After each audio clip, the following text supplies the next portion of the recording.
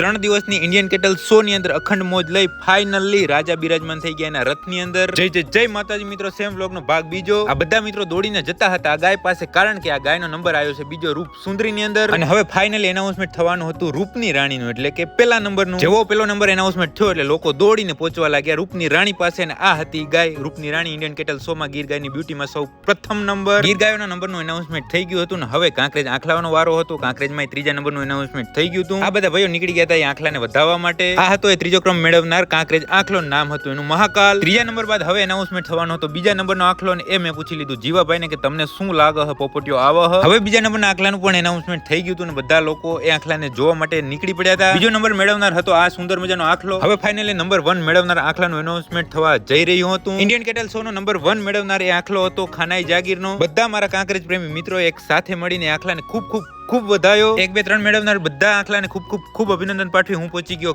King પોપટિયા પાસે. King પાસે ઘણા બધા નાના ચાહક મિત્રો કિંગ ના આવી ગયા હતા. અને આ નાના ચાહક મિત્રો મને કેવા લાગે કે મુંજાજો નહીં ને ફરી વાર આવી જાજો નેક્સ્ટ ટાઈમ. મેં કીધું કોઈ વાંધો નહીં, આવો જ ઉત્સાહ આપણે જોઈએ છે, આવો જ. પછી આપણા રાજાના રથના સારથીએ લલકાર્યો સરસ મજાનો દુહો ને અમારા મોઢામાંથી શબ્દ નીકળી ગયા, જય દ્વારકાધીશ, જય દ્વારકાધીશ, જય દ્વારકાધીશ.